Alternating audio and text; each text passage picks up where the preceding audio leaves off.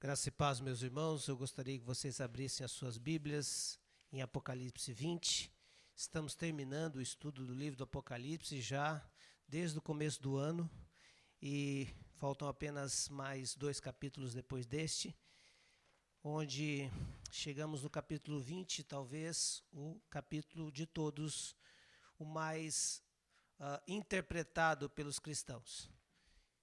Eu digo interpretado porque a gente não pode dizer que é mal interpretado, vai ser interpretações. A grande questão é que nós vamos saber disso realmente como é lá na glória. Então, lá na glória você vai descobrir o que realmente é. Mas, por enquanto, nós vamos olhando para alguns textos da palavra e tentando entendê-los. Vamos ler esse texto de Apocalipse 20. Eu pediria que você prestasse atenção na leitura. Vi descer dos céus um anjo que trazia na mão a chave do abismo. Eu vou trocar, querido, tá? Peguei aqui o... Vamos ler novamente. Vi descer dos céus um anjo que trazia na mão a chave do abismo e uma grande corrente. Ele prendeu o dragão, a antiga serpente, que é o diabo, Satanás, e o acorrentou por 1000 anos. Lançou-o no abismo, fechou-o e pôs um selo sobre ele, para assim impedi-lo de enganar as nações até que terminassem os 1000 anos. Depois disso, é necessário que ele seja solto por um pouco de tempo. Vi tronos em que se assentaram aqueles a quem havia sido dada autoridade para julgar. Vi as almas dos que foram decapitados por causa do testemunho de Jesus e da palavra de Deus. Eles não tinham adorado a besta nem a sua imagem, e não tinham recebido a sua marca na testa nem nas mãos. Eles ressuscitaram e reinaram com Cristo durante 1000 anos. O restante dos mortos não voltou a viver até se completarem os 1000 anos. Esta é a primeira ressurreição. Felizes e santos os que participam da primeira ressurreição. A segunda morte não tem poder sobre eles. Serão sacerdotes de Deus e de Cristo, e reinarão com ele durante 1000 anos. Quando terminarem os 1000 anos, Satanás será solto da sua prisão e sairá para enganar as nações que estão nos 4 cantos da terra, Gog e Magog, a fim de reuni-las para a batalha. Seu número é como a areia do mar. As nações marcharam por toda a superfície da terra e cercaram o acampamento dos santos, a cidade amada.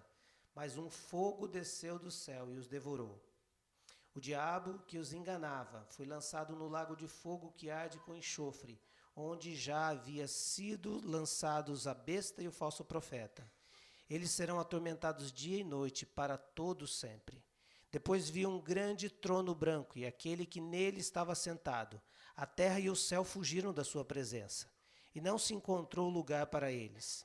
Vi também os mortos, grandes e pequenos, em pé diante do trono, e livros foram abertos. Outro livro foi aberto, o livro da vida. Os mortos foram julgados de acordo com o que tinham feito, segundo o que estava registrado nos livros. O mar entregou os mortos que nele haviam, e a morte e o Hades entregaram os mortos que neles havia. E cada um foi julgado de acordo com o que tinha feito. Então a morte e o Hades foram lançados no lago de fogo, e o lago de fogo é a segunda morte. Aqueles cujos nomes não foram encontrados no livro da vida foram lançados no lago de fogo. O texto vai falar sobre o milênio, tão conhecido e falado milênio. E milênio é o tempo do reinado de Cristo, caracterizado pelo domínio de Cristo sobre a terra, caracterizado pelo isolamento e restrição do poder do diabo e seu domínio, e essa duração que se coloca como 1000 anos. As perguntas são claras e difíceis de se responder. As perguntas são claras, as respostas é que são difíceis. A pergunta é, primeiro, O que significa esse reinado de Cristo sobre a terra e quando que ele vai acontecer? Por isso que as diversas correntes vão colocar esse milênio acontecendo lá no futuro. Correntes que colocam ele que aconteceu já no passado e correntes que colocam como ele acontecendo já. Esse milênio é literal, é simbólico. O que significa então ser Satanás estar amarrado por esse tempo? Bom, para entender isso, meus irmãos, eu preciso de algumas...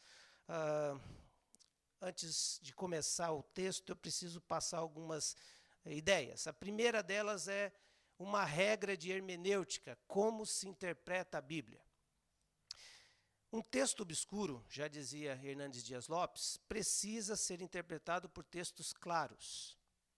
Esse texto é um texto isolado. Ele precisa ser confrontado com outros textos da Bíblia para que a sua mensagem não seja corrompida. Não há nenhum registro em nenhum outro lugar da Bíblia essa expressão reinado de 1000 anos. Apenas em capítulo 20. Por isso, a gente vai ter que usar alguns textos do Novo Testamento para apoiar uma ideia que entendo ser a mais adequada a respeito do reinado de Cristo. Segunda coisa, então, é que a leitura do Apocalipse, ela é uma leitura, você tem que descobrir qual leitura que você vai fazer. Alguns vão fazer uma leitura literal, ou seja, tudo que está escrito ali tem que acontecer, são fatos, e outros vão fazer uma leitura histórica, aquilo lá já aconteceu, e outros vão fazer uma leitura espiritual ou idealista, entendendo que o livro é uma linguagem apocalíptica e deve ser interpretado simbolicamente. Nessa interpretação, os símbolos eles não descrevem fatos. O dragão não é um dragão. A besta não é uma besta. As correntes não são correntes. Tudo tem uma mensagem. Eles revelam uma mensagem, significam uma mensagem. E desde quando eu tenho começado, desde o começo do ano, eu apliquei dentro desse livro essa linguagem simbólica, ou seja, existe uma mensagem. Aliás, o primeiro versículo de Apocalipse 1 diz revelação de Jesus Cristo, ou seja, coisas que ele queria revelar, dar significado. Algumas ele está narrando como vai acontecer na história, mas algumas são, na sua grande maioria, é difícil a literalidade. Ou seja, essa narrativa de Apocalipse 20 também, a respeito do reino milenar, no meu conceito, deve ser interpretado como simbólica. Ela tem uma mensagem. Qual a mensagem, então, de Apocalipse 20? Primeiro, dizer que há um rei chamado Jesus Cristo. E que ele tem poder de dizer o que o diabo pode fazer ou não fazer nesse período de 1000 anos. Ele tem uma autoridade dada por Deus para reinar e dizer quais são os domínios, quais são os limites de Satanás sobre a terra. Segundo, mostra o quanto ele tem esse poder e qual a extensão desse poder, vai de onde a onde. E mostra também como vai ser, novamente, o juízo final. Ou seja, o milênio representa um tempo. Que pode ser um tempo literal de 1000 anos? Pode ser, ninguém está dizendo que não. Mas que ele encaixa-se mais num tempo determinado onde há um reinado de Cristo e há uma soberania dele, mas há também um domínio e uma limitação e restrição do poder de Satanás. Uma terceira coisa é que a leitura que a gente tem feito é em cima de uma linha de interpretação que entende que o Apocalipse é 7 partes descritas no livro, todas elas contando a mesma história. O Apocalipse, então, é uma história de recapitulação. Você assiste o capítulo da novela, no próximo capítulo ele conta a mesma história, mas traz fatos, novos fatos, para que a gente amplie o conhecimento. No primeiro capítulo ele fala de um personagem, no segundo ele conta como é que é a característica desse personagem, até que essa história tenha um final lá. Por incrível que pareça, essas 7 recapitulações, 7 contagens, 7, um número interessante, né? ela termina com Apocalipse 20, recontando a história. E qual é a história? A história que começa na vinda de Cristo, a sua primeira vinda na Terra, e a sua segunda vinda na Terra, para fechar a sua história cronológica na humanidade. Ele vai contar isso durante todo o tempo. É por isso que você percebeu que domingo a domingo o mundo acabava, né? A gente, nesses domingos, o mundo acabava, sempre estava acabando. Por quê? Porque é uma recapitulação. E o capítulo 20 nós vamos recapitular, contar novamente essa história pela 7ª vez e última. Por quê? Porque começa no capítulo 20, recapitulando, e termina com os novos céus e nova terra no capítulo 22. Mas eu queria, então, dar uma passagem. Eu estou olhando daqui e o relógio está atrapalhado. Filho, eu vou precisar do teu celular, porque se eu atrapalhar no horário, eu me empolgo. Não, mas eu preciso que você me dê aqui, meu filho. Se eu apertar aquela senha louca que você tem, que só Deus sabe e nem você sabe, eu acho que o Espírito Santo revela para você na hora que você vai mexer. Mas se eu apertar aqui, não preciso de senha. É porque eu não quero perder o horário, meus irmãos. Bom, eu quero passar então aqui algumas coisas das correntes. Não quero gastar muito tempo com você, meu irmão, porque nós estamos num público muito variado. Tem gente que nunca ouviu falar em milênio e deve estar agora pensando, meu Deus, isso vai acontecer quando? E tem gente que já viu, já leu, já fez doutorado em escatologia. Escatologia é o estudo das coisas do fim. Então eu vou dar só uma en passant em 3 correntes que falam sobre o milênio. Bom, milênio. Milênio é o tempo de paz que os crentes brigam por causa dele. Né? É o tempo onde Jesus estaria reinando, trazendo paz, né? E que o povo briga por causa dele. Existem na verdade 4 ou 5 correntes escatológicas. Mas as 3 mais conhecidas, eu queria que o Daniel já jogasse na tela. Deve estar aí na sua tela. A primeira. O que está escrito aí? Lá em cima, queridos. Figura do pré-milenista dispensacionalista. Você vê que coisa? Você vai falar, meu Deus do céu, isso traz salvação? Não, não traz salvação, querido. Isso não, se você souber disso, isso não te salva. Isso só te dá uma base de como alguns acreditam.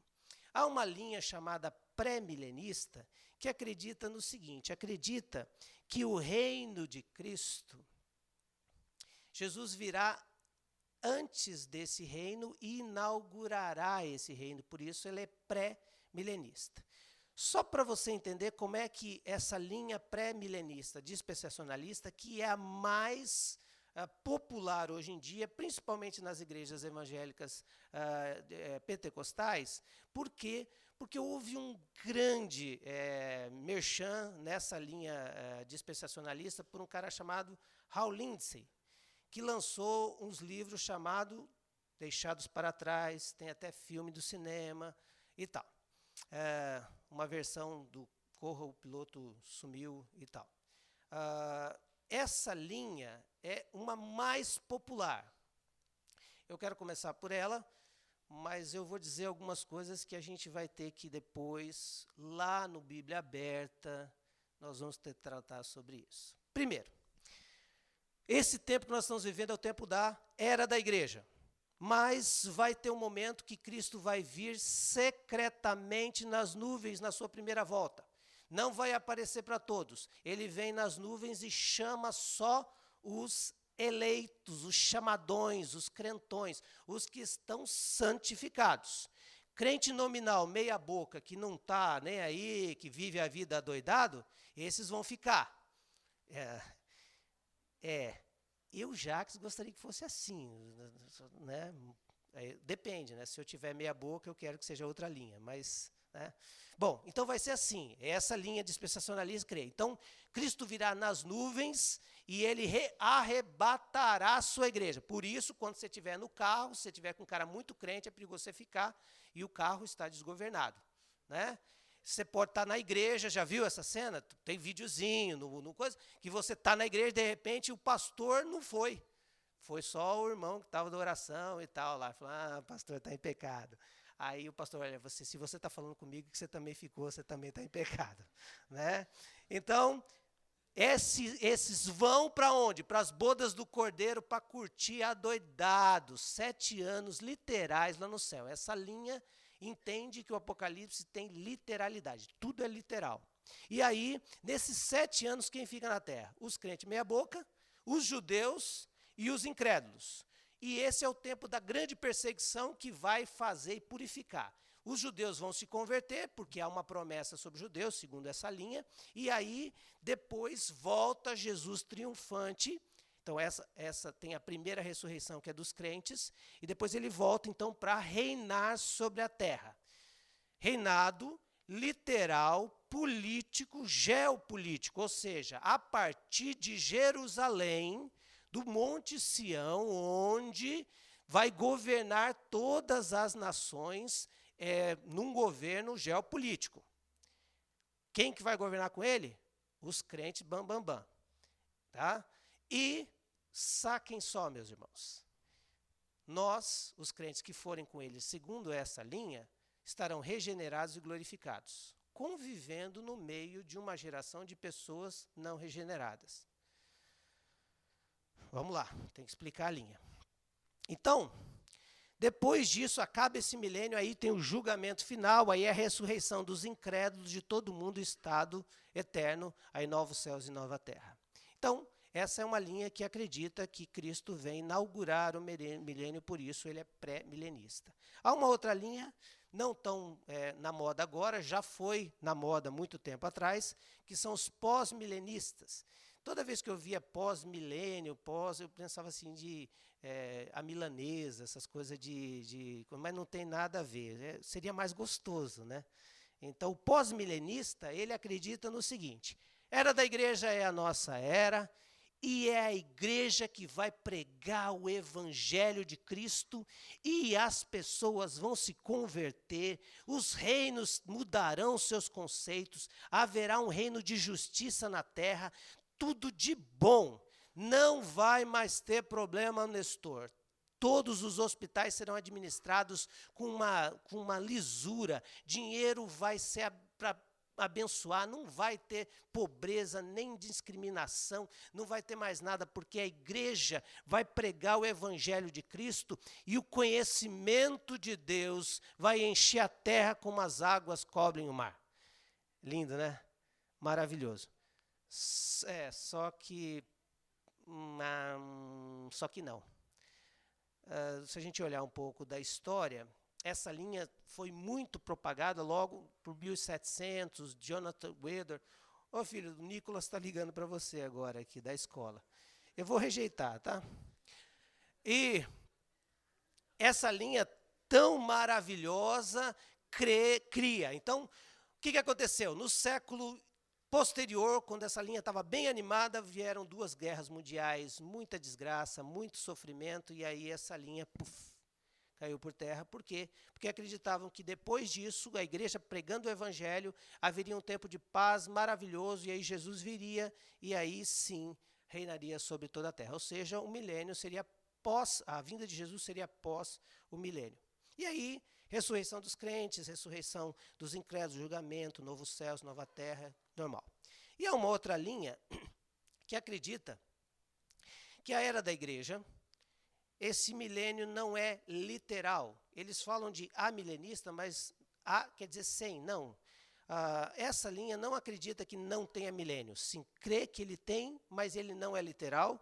Crê que exista, só que ele não vai ser inaugurado lá no futuro. Crê que existe, mas ele não está no passado. Crê que ele está acontecendo. O que chama de escatologia realizada. É o já, mas não agora. É o agora, mas não aqui ainda. Então, dentro dessa linha, a expressão mais forte é que foi inaugurado o milênio com a vinda de Cristo. Esse milênio foi implantado com a pregação do evangelho, o ministério, essa pregação do evangelho de salvação e também o ministério de libertação de Jesus Cristo. foi estabelecido com a morte e ressurreição dele e finalizado com a sua volta triunfante. Veja, a linha amilenista é uma das mais simples de todas. Ele crê que estamos vivendo esse milênio e que Jesus vai voltar, e no momento que ele voltar, ele encerra todas as coisas. Nessa linha acredita-se na apostasia, sim. Acredita-se que o Satanás será solto. Haverá um tempo de apostasia. A igreja passará pela grande tribulação, sofrerá todas as lutas, mas Cristo voltará e ela será vitoriosa. Ele vai governar a terra a partir do céu. Ele está governando a terra a partir do céu. E sobre essa linha é que eu queria falar, porque esse texto obscuro precisa ser clareado por uns textos bíblicos. Eu tendo a ser mais dessa linha com duas restrições. Primeiro, eu acho que ela não explica tudo do milênio, e segundo, ela tem algumas dificuldades com relação às duas ressurreições. Mas, para mim, ela tem um escopo maior de penetração nas Escrituras e ela faz mais sentido. Veja bem, obrigado, meu amor. Se nós estamos acreditando que o milênio é o reinado de Cristo, nós temos que entender que ele inaugura esse milênio. E a palavra de Deus vai dizer, quando você lê os evangelhos, que Cristo veio à terra, algumas expressões são fortíssimas. Jesus vai dizer, é chegado o reino dos céus. Olha, o reino dos céus está próximo. Você agora arrependei-vos porque é chegado o reino dos céus. Quando Jesus vem, ele inaugura o reino dele, porque o rei Jesus está aqui na terra, inaugurando esse reino com as boas novas do evangelho. Ele implanta esse reino através da pregação do evangelho, destruindo então o poder que Satanás tinha de manipulação dos povos e das nações, acorrentando de alguma forma ou restringindo o seu poder. Satanás antes tinha um poder de acusação sobre todos, mas na vinda de Jesus ele perde esse poder.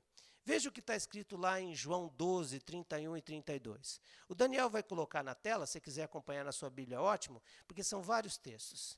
Primeiro, nessa implantação do reino, Jesus usa uma expressão interessante aqui nesse texto. Ele está conversando com os seus discípulos e os seus discípulos dizem assim, Jesus, os gregos querem falar contigo. E aí ele fica pensando, atendo, não atendo, resolvo, converso, não converso, falo com eles, eu não falo. E aí eles vão até Jesus e Jesus diz para eles o seguinte, chegou a hora de ser julgado este mundo. Agora será expulso o príncipe deste mundo, mas eu, quando for levantado da terra, atrairei todos a mim. E disse isso para indicar o tipo de morte que haveria de sofrer. Quando ele diz isso, ele diz que ele veio para expulsar aquele que tinha um domínio. Então ele está dizendo, olha, agora chegou o rei, e eu vou expulsar esse que achava que era rei, mas era apenas um príncipe. E eu estou agora fazendo isso porque quando eu morrer, eu vou atrair todas as pessoas para mim e as nações não serão mais enganadas por ele, porque eu estarei aqui presente. A autoridade de Jesus aqui, a gente percebe que quando ele vem para se instaurar nessa terra, para implantar o seu reino, ele dá uma palavra em Mateus 28, que vai dizer, olha, toda autoridade me foi dada. Ou seja, quem é o rei aqui?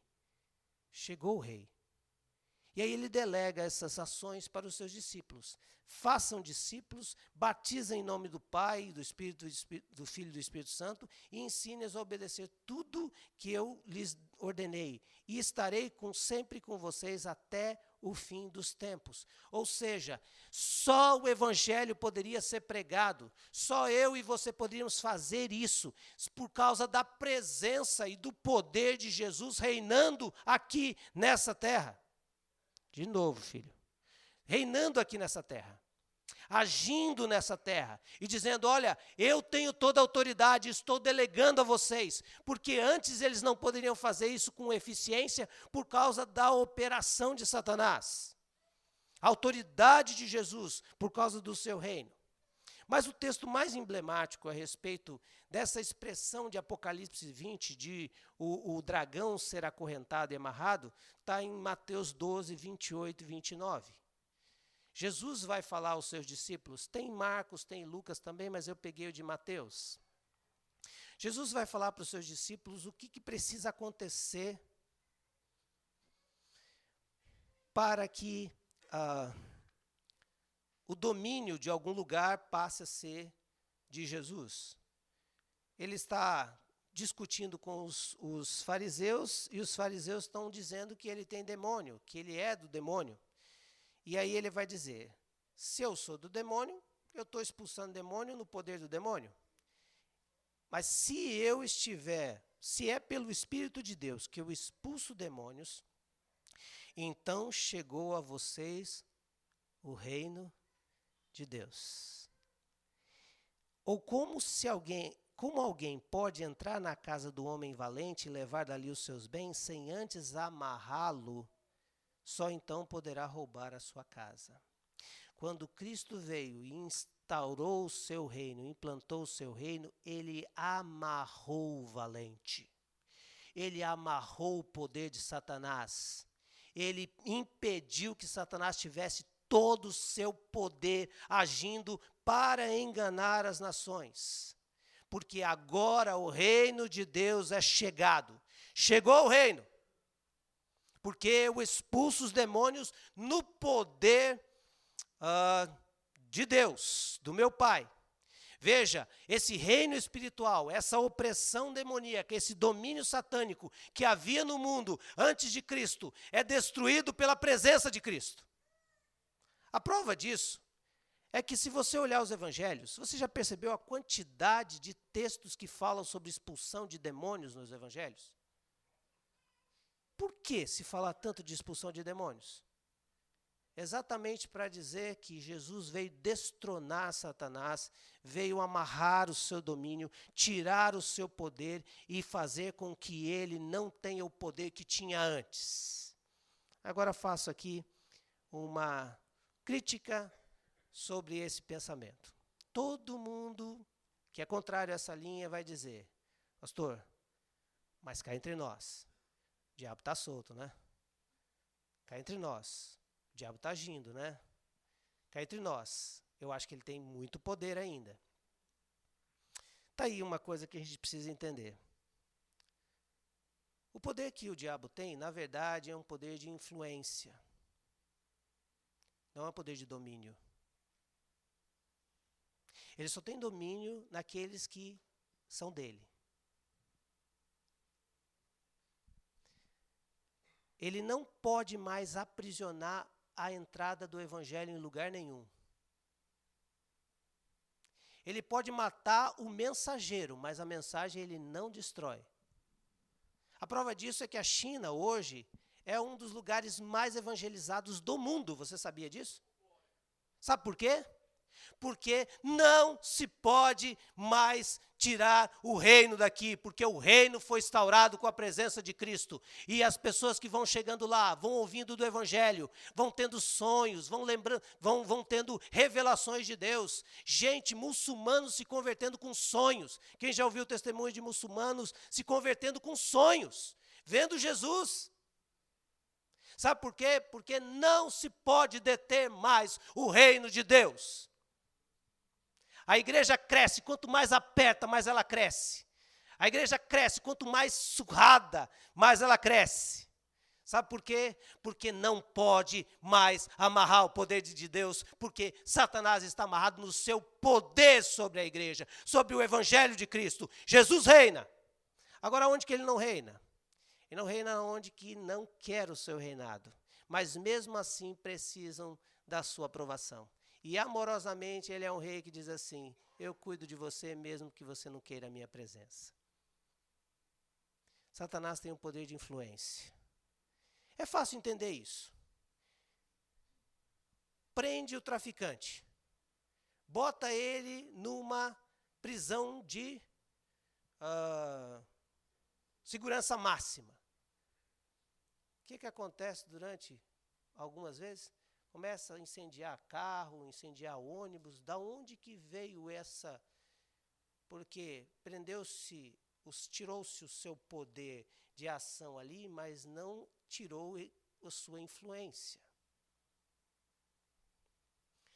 O reinado de Jesus é um reinado espiritual, estabelecido nas regiões celestiais, e ele governa com os seus lá dos céus. Mas ele destronou o poder de Satanás, porque agora toda a pessoa que quiser chegar a Cristo poderá chegar a Cristo. Porque o Espírito está livre. O que diz João? O Espírito sopra quase sempre. Ouço, mas não posso ver. Esses são os nascidos de Deus. Eu acho fantástico quando alguém chega para mim e fala assim: pastor, eu estou aqui, estou procurando a igreja. Sim, por quê? Porque eu me converti. Você converteu em qual igreja? Não, pastor, eu não me converti numa igreja. Eu estava um dia em casa, de repente eu senti uma forte dor no meu coração. Eu comecei a dizer: será que existe um Deus? E eu senti uma presença que eu entendi que era Jesus. E eu falei: se é isso, eu aceito você. Eu preciso do Senhor. E ali eu tinha uma Bíblia, comecei a ler, comecei a entender, e agora eu entendi que eu preciso de uma igreja. O Espírito está livre. O reino de Deus está agindo, tem todo o poder. Olha só, Cristo derrotou a Satanás. Olha um dos textos mais importantes a respeito do reino de Cristo espiritual agindo. Colossenses 2, 13 a 15. Quando vocês estavam mortos em seus pecados e na incircuncisão da sua carne, Deus vivificou juntamente com Cristo, e Ele nos perdoou todas as transgressões, e cancelou o escrito de dívida, que consistia em ordenanças, e que nos era contrária. Ele a removeu, pregando-a na cruz, e tendo despojado os poderes e autoridades, fez deles um espetáculo público, triunfando sobre eles na cruz. Quando Cristo morreu, Ele destruiu o poder de Satanás. Ele pega todos os poderes de Satanás, os poderes dos demônios, e ele crava eles na cruz, e eles são derrotados. Não podem mais agir com todo o seu poder, porque agora manda o rei. Isso quer dizer que quando alguém tem uma experiência de conversão em Cristo Jesus, ele já começa a desfrutar o reino milenar de Jesus nele. Jesus reina em mim, e aqui é território do rei, e aqui o diabo não tem poder. Ele quer usar de influência numa tentação, mas ele não tem mais poder. Uma das cenas mais tristes é ver crente com medo do diabo, ver crente com medo de demônio. É porque não conheceu o Cristo que morreu na cruz e não sabe o tamanho da salvação que veio sobre ele. Cristo reina em mim, reina em você e reina na igreja. E através disso, ele está proliferando o seu reino na terra. Para finalizar, Jesus não vai começar o seu reino. Jesus já começou o seu reino na sua vinda. Esse reino milenar, esse reino de 1000 anos, esse reino que culminará na sua volta. Olha só o texto de Lucas 10, 17 a 20. Os discípulos estão pregando, são 70 homens, 72 homens que voltam alegres da pregação do evangelho. Eles dizem: Senhor, a gente estava lá, a gente pregava o evangelho, as pessoas aceitavam, a gente via uma alegria, parecia que a gente estava dando um prato de comida a um faminto. Meu Deus, que coisa maravilhosa, isso era muito bom. E tem uma coisa que a gente ficou espantado, a gente viu como é que o Senhor fazia aqui de expulsar demônio, a gente expulsou demônio e os demônios até se submetiam a nós em teu nome. Foi o máximo. Ele respondeu: Eu via Satanás caindo do céu como um relâmpago. Porque eu lhes dei autoridade para pisarem sobre cobras e escorpiões, sobre todo o poder do inimigo, nada lhe fará dano. O reino chegou. Vocês são representantes do reino. Onde vocês estão pisando, o reino está sendo implantado. No trabalho onde você está, pode ter o domínio de Satanás ou a influência de Satanás, mas quando você chega é como chegada do reino. Os demônios tremem não por causa de você, mas porque é o rei que está em você. Esse é um reino milenar. E ele nos deu autoridade exatamente para isso, para poder continuar propagando o seu reino. Chega lá, o cara é rico, podre rico, mas miserável espiritualmente, porque ele não tem o rei. E o rei é que faz a diferença. Eu via Satanás caindo do céu. Essa é a cena que bate com Apocalipse 12, quando há aquela guerra no céu, que a gente leu. E Satanás é expulso de lá. E vem aqui para atormentar a gente. Ver o reinado como espiritual e já atuando, o reino não é nem lá, nem anterior, é agora, me ajuda e valoriza, porque eu entendo que Jesus não veio aqui na terra para passar férias. Jesus veio para implantar o projeto do reino, estabelecimento do reino. Explica esse sem número de relatos do Evangelho a respeito de expulsão de demônios, porque Jesus agora está dizendo, vocês têm poder até sobre o reino espiritual. E nos dá a convicção do poder de Deus sobre Satanás. Jesus reina absoluto. Jesus reina absoluto. Meu irmão, isso quer dizer o seguinte, amanhã quando você chegar no trabalho, parece que não tem reino, parece que não tem ação. Lembra-se que você é representante do reino. Aliás, se na tua vida está toda desgovernada, é porque o reino não está sentado no trono. Desgovernada no sentido de não há um governo de Cristo. Seus valores são distorcidos. Você é parecido com o mundo, igualzinho ao mundo. Não, você é de outro reinado. O rei tem que sentar no trono para reinar. E através de você usar a sua vida. Isso significa esse reino milenar. Num dos sermões do Hernandes Dias Lopes que eu ouvi sobre esse texto, aliás, meus irmãos, para preparar todos os livros do Apocalipse, eu ouvia 5 sermões e lia 10 livros. Para poder chegar a alguma conclusão e orava bastante para nenhum deles me contaminar. Mas eu gosto do que muitas vezes, os 3 grandes sermões que eu ouvia com muita propriedade, que eu gostei muito, e convido você a dar uma olhada na internet. Fácil, de graça. Hernandes Dias Lopes, a respeito dos sermões de Apocalipse, Ed Renekiewicz, da IBAB, e o pastor Leandro Lima, da Presbiteriana.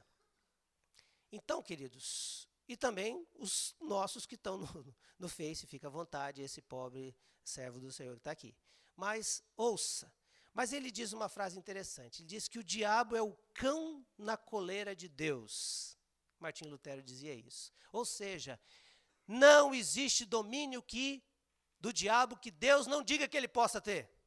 Todas as coisas ele tem que pedir permissão. Agora, existe maldade humana? Sim. Existem homens maus? Sim. Existem ações no mundo má? Sim. Agora, lembra do que a gente sempre diz? Tudo é culpa do diabo? Ele pode até estar impedido do seu poder, mas há uma maldade humana que não precisa nem do diabo. Eu sempre brinco que o diabo usa ministério de manutenção com muitas pessoas. Ele se levanta, né? Mal-humorado, porque não deve dormir bem. E faz a reunião infernal e diz assim, como é que estão as coisas?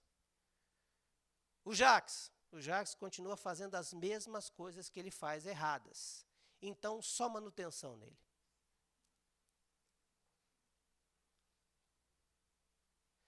O diabo, nós algumas vezes nem damos trabalho para o diabo, porque a nossa maldade continua agindo. Então, o diabo está restrito, o diabo está no seu poder, não tem mais o poder, mas nós continuamos dando poder para ele.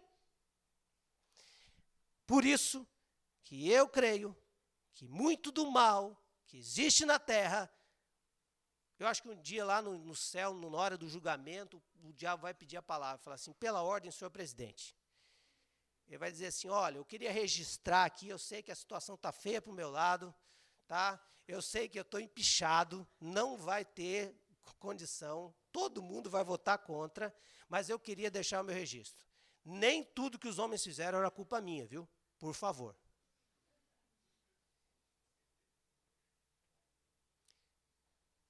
E aí, esse milênio mostra que Jesus reina hoje, reina através do seu povo, reina nos céus, mas reina também aqui na terra através da sua igreja.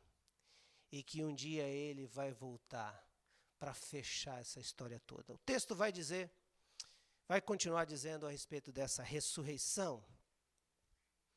E aí, meus irmãos, vai mais uns 500 anos para a gente entender isso. A Bíblia vai falar de duas ressurreições. O texto vai dizer a respeito de ver tronos, Apocalipse 20, de 4 a 5. Ele vê tronos e também vê almas.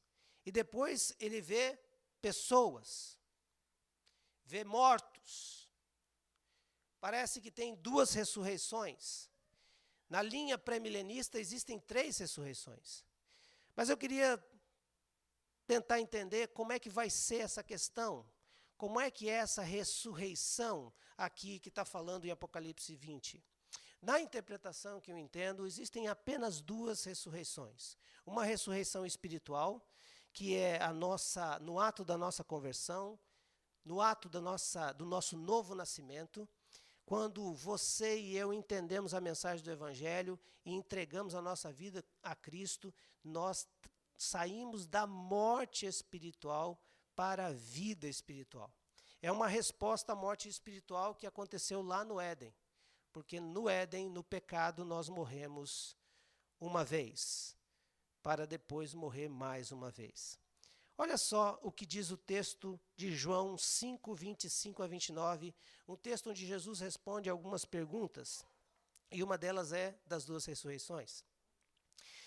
Eu lhes afirmo que está chegando a hora, e já chegou, em que os mortos ouvirão a voz do Filho de Deus, e aqueles que a ouvirem, veja, os mortos que a ouvirem viverão. Pois da mesma forma como o Pai tem vida em si mesmo, ele concedeu ao Filho ter vida em si mesmo. Me parece que ele está falando de uma morte, mas não é uma morte física, porque se o morto tem condição de escolher se ele vai ouvir ou não, porque ele não está morto fisicamente, ele está morto no seu entendimento. Ele não consegue ter a sua conexão com Deus. Se esses ouvirem, viverão. Me parece que ele está falando dessa ideia de que todos nós estamos mortos nos nossos delitos e pecados. E aí esses serão ressuscitados. Versículo 4 de Apocalipse vai dizer: vi e assentaram nos tronos aqueles que haviam sido dada autoridade para julgar. Vi as almas dos que foram decapitados por causa do testemunho de Jesus e da palavra de Deus. Eles não tinham adorado a besta nem a sua imagem, não tinham recebido marca da besta nas mãos, na testa nem nas mãos. Eles ressuscitaram e reinaram com Cristo durante 1000 anos. O resto dos mortos não voltou a viver até que se completasse os 1000 anos. Esta é a primeira ressurreição. Felizes e santos os que participam da primeira ressurreição. A segunda morte não tem poder sobre eles. Serão sacerdotes de Deus e de Cristo e reinarão com ele 1000 anos. Me parece que aqui está falando daqueles que tiveram as suas vidas entregues a Cristo e aí eles saíram dessa morte espiritual para a vida. Há uma distinção entre almas e corpos. Não tem corpo ali, tem alma. Então são pessoas que já estão desfrutando da presença de Deus, mas que tiveram essa ressurreição espiritual. Olha só o que diz Efésios 2, de 5 a 6. Deu-nos vida juntamente com Cristo, quando ainda estávamos mortos em transgressões. Pela graça vocês são salvos. Deus nos ressuscitou com Cristo e com Ele nos fez assentar nos lugares celestiais em Cristo Jesus. Essa primeira ressurreição é aquela que você sai daquela vida que vivia, sob o domínio de Satanás, sobre a ingerência de Satanás, e reconhece que é pecador, que precisa de Cristo, que estava morto nas suas transgressões. E aí você entrega-se a Cristo, e Ele te vivifica, Ele te ressuscita, e começa você a reinar em Cristo e Ele reinar em você. Essa é a primeira ressurreição. A segunda ressurreição, e essa acontece no ato da sua conversão.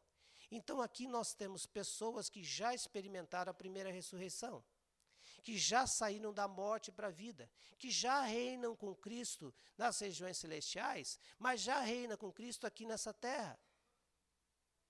Já experimentam da vida de Cristo no seu reinado dentro deles.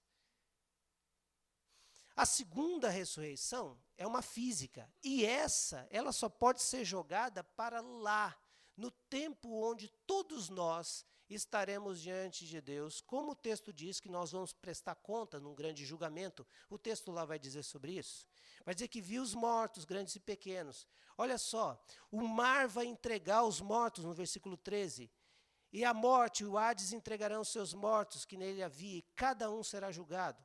Olha o poder de Jesus, nessa segunda morte, ele vai chamar todos. Aliás, nessa segunda ressurreição, ele vai chamar todos à existência novamente. Lá no final, no julgamento final. Como é que vai ser isso? Não sei. Aí, se eu fui cremado, e aí como é que fica? As cinzas vão pulando e tal? Olha, quem assistiu o filme do Exterminador do Futuro já dá para ter uma ideia. O cara matava aquele cidadão e ele saía. Meio Ezequiel 37, os vales dos ossos secos. Segundo me consta, tudo em nós é química. Nada se perde, tudo se transforma. Então, parte de alguém, eu estou pisando em parte de alguém aí. E Deus, nesse momento, Jesus vai falar assim, o negócio é o seguinte, traz o Ulisses Guimarães à minha presença. Traz Elisa Samúdio à minha presença. Traz quem mais, quem não sabe onde foi. E a terra vai ter que se virar.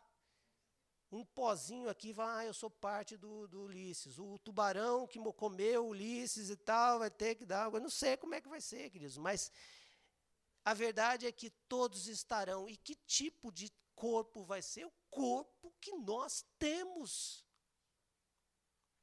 Porque nós agora morremos e o corpo fica aqui e o espírito vai ao céu. Nós morremos e o espírito vai ao inferno, já está lá. O sono da alma não existe biblicamente. Há aniquilamento, ou seja, vai ser destruído, não tem nada disso. Só que o julgamento final vai unir alma e corpo para, sim, a morada eterna. Aqui está falando desse poder de Jesus de pedir a devolução da morte. Vai acontecer no dia final. E aqui mostra uma equação da vida. A equação da vida é muito simples. Quem nasce uma vez, morre duas. Quem nasce duas vezes, morre apenas uma, e se de repente nenhuma, se tiver na volta de Jesus. Quem nasce uma vez, nasce fisicamente, assim como eu e você nascemos fisicamente. Mas morreremos duas vezes, física e espiritualmente. Aliás, nós já nascemos mortos espiritualmente. E um dia morreremos fisicamente, e aí será a segunda morte, quando morre corpo e espírito. Mas quem nasce duas vezes, ou seja, eu nasci da carne, mas também encontrei a Jesus Cristo, entreguei a minha vida a Ele, nasci espiritualmente, Eu morro só uma vez, porque eu só morro fisicamente. E se de repente, nenhuma vez. Essas duas mortes, essas duas ressurreições, têm a ver com o reinado de Cristo dentro de você ou não. Se Jesus é rei, será o seu Salvador. Se não for rei, não será. Aí vem a grande tribulação, que está descrito no versículo 7 a 9, onde termina os 1000 anos. Essa grande tribulação, Satanás será solto, haverá apostasia. O que é apostasia? O tempo que a igreja vai se esfriar, ninguém mais vai acreditar no evangelho, ninguém vai querer mais ouvir a palavra do Senhor, vai dar uma coceira nos ouvidos das pessoas. Quando falar sobre inferno, céu, salvação, Jesus, o pessoal vai falar assim, que mensagem mais retrógrada, isso é coisa do passado.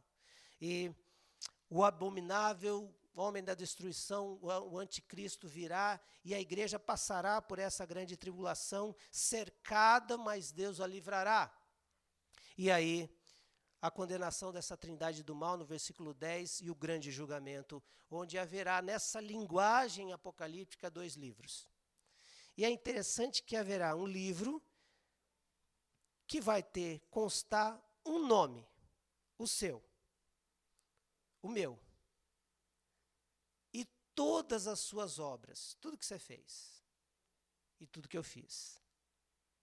E um outro livro, que vai constar vários nomes, o livro da vida. Mas eu creio que uma obra só, a obra de Cristo Jesus na cruz. 2 livros, um vai constar o seu nome e as suas obras. E o outro vai constar o seu nome de tantos outros e uma obra só, a obra de Cristo.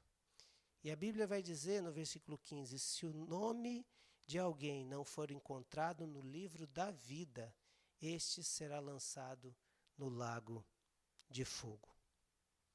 No livro da vida consta aqueles que aceitaram o reinado de Cristo hoje. Que Cristo já reina hoje. Que Cristo não é um adendo na cultura religiosa dele. Ele não é um domingueiro, um culteiro. Mas que o restante da semana não há reinado de Jesus nele. Não, não é esse. É um que Jesus reina 24 horas, 7 dias por semana, 365 dias do ano. E quando ele quer fugir do reinado, o Espírito já diz, vem cá. Esses são encontros no livro da vida, não pelo mérito pessoal. Olha só que coisa interessante. Não são as suas obras que te salvam, mas são as suas obras que te condenam. Não são as minhas obras que me salvam, porque a obra que me salva é a obra de Cristo na cruz. Mas se não tem a obra de Cristo, as obras que me condenam são as que eu faço. Eu gostaria que os que se julgam bons chegassem com seus livrinhos diante do trono de Deus, o trono branco. Dissessem, está aqui as minhas obras.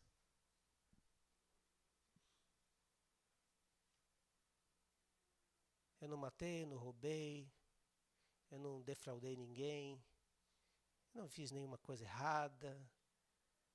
Tinha um mendigo ali na esquina que eu sempre dava uma esmola para ele. Eu até comprei a poesia daquele cara ali que vende ali perto da Antônio da Veiga. Eu fui uma pessoa boa. Está aqui as minhas obras. Aí ele vai abrir o livro da vida e vai dizer assim, deixa eu puxar o fichário. A única obra que consta no livro da vida é a obra de Cristo na cruz. Esse é o único bom que eu conheço. Um julgamento que é universal, ninguém escapa. Um julgamento que gostaria que também passasse pelos líderes da Universal, né? Um julgamento individual, ou seja, cada um vai ser julgado diante das coisas que fez. E um julgamento justo, está tudo registrado. Cristo reina. O milênio já está acontecendo. Eu creio que está acontecendo nos que entregaram o coração ao seu reinado. Jesus já nasceu no seu coração. O que nasce da carne é carne, mas o que nasce do Espírito é Espírito, e não se surpreende pelo fato de ter dito: é necessário que vocês nasçam de novo. E aqui eu quero dizer uma palavra muito pesada, muito difícil para mim. Eu não me iludo.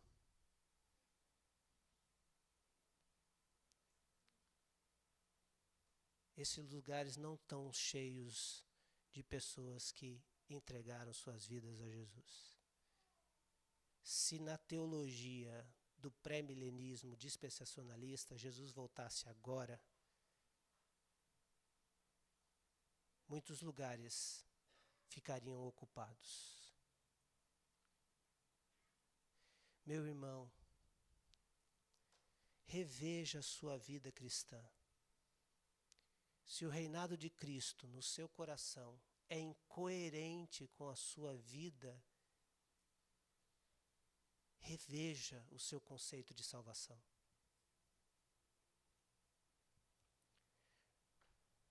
Porque eu fico triste uma pessoa que passa a vida inteira dentro da igreja e ainda não desfrutou do reino de Cristo nele. Que levanta de manhã desesperado procurando salvação, sendo que o Salvador já veio. Que procura se afirmar na vida em um monte de coisa, mas não se afirmou no Redentor, que é Cristo, que já veio. Que morre de medo das coisas espirituais, porque elas são muito complicadas, porque não entendeu que o rei já disse: eu lhes dei poder sobre demônios. Que vivem o cristianismo cultural. E que um dia diante do Senhor vai dizer: Senhor, como o Senhor é bonito, nem imaginava que era tão bonito assim.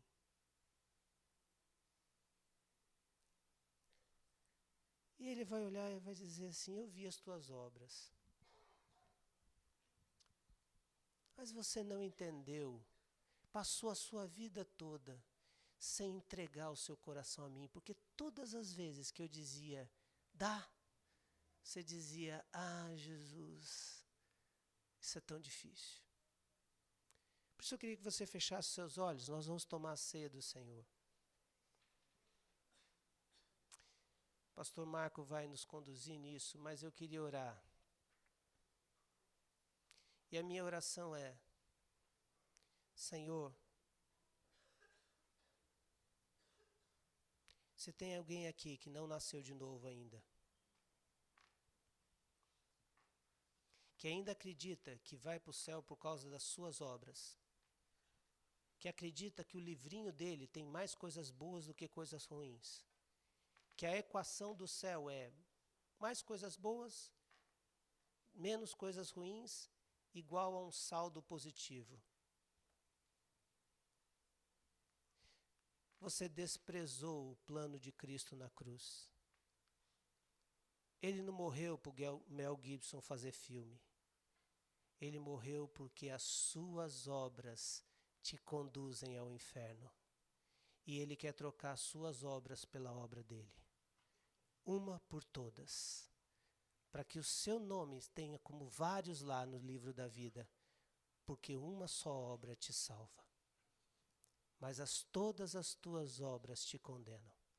As más porque você fez mal, e as boas porque você achou que elas poderiam te salvar ao invés de Jesus. Até as obras boas depõem contra você. São seus ídolos. O céu não é lugar de pessoas boas. O céu é lugar de pecadores arrependidos que entregaram e reconheceram a única obra salvadora, a de Jesus Cristo. O céu é lugar de almas, de pessoas que aceitaram o reinado de Cristo nessa terra e por isso ganharam o direito de reinar com Ele eternamente. Senhor Jesus, eu te peço, Espírito Santo, que traga agora um respeito pela Tua palavra na Tua igreja. Que traga um temor do Senhor sobre nós. E que o Senhor faça a partir de agora, que tenhamos o entendimento de que o Senhor veio buscar e salvar o que se havia perdido e que o Senhor veio destronar todas as obras do diabo. E que eu sou um representante do Senhor nessa terra. Sou um pecador, mas que graciosamente o Senhor me perdoou. Pai, se tem alguém aqui que ainda não entendeu o sacrifício de Cristo, mesmo com tantos anos de igreja, até membro, já foi até batizado, mas a palavra de Deus não mexe com ele não é regido pelo Espírito Santo de Deus, não é regido pelas as leis do Senhor, que nessa noite ele tem um encontro pessoal com Jesus Cristo. Jesus, Apocalipse e a revelação, revela-se a ele. E faz, ó Deus, com que nessa noite seja noite de salvação e arrependimento e de entrega ao reinado. Reina Jesus, reina Jesus, venha o teu reino, seja feita a sua vontade, assim na terra como no céu, seja feita a sua vontade na minha vida, e que quando eu sair daqui, reinado do Senhor seja lá no meu quarto, o reinado do Senhor seja na conversa com a minha esposa, o reinado do Senhor seja na atitude que trato os meus irmãos, o reinado do Senhor seja no amor que demonstra aos desconhecidos, o reinado do Senhor seja na compaixão com que ajuda as pessoas, o reinado do Senhor seja nos meus instintos, nos meus desejos, o reinado do Senhor. Reina Jesus, reina na vida dessa igreja. E se tem ações do inimigo tentando destruir, nós sabemos que somos mais que vencedores. Senhor, eu peço que o Senhor esteja destronando poderes satânicos que tentaram destruir a vida dessa igreja até hoje. E que a graça do Senhor esteja nos levando aos patamares que o Senhor quer para essa igreja. Pai, a abertura de novos locais de culto, que seja a pregação do seu evangelho. Líderes que o Senhor vai levantar maduros, cheios da palavra e cheios do Espírito, que o Senhor vai levantar aqui. Meninos e meninas que vão viver uma vida diferenciada do mundo e vai viver para a glória e honra do Senhor, vão sair daqui, porque o reinado do Senhor se instaurou neste lugar, porque o Senhor já é Senhor desta igreja, então reina sobre todas as áreas desta igreja. É isso que nós oramos, e nós vamos tomar a ceia do Senhor, para dizer: Senhor, nós ansiamos o dia que o Senhor vai voltar, e todo mal vai ser destruído, Satanás vai ser derrotado de uma vez por todas, e aí nós reinaremos por toda a eternidade contigo. Salva o meu amigo, salva o meu parente, salva o meu pai, salva a minha mãe, salva o meu cônjuge, salva os meus filhos, salva os meus queridos, salva os desconhecidos. Senhor, que o teu reino instaure na vida de todas as pessoas que ouvirem a sua voz e entrarem na dimensão do teu reino.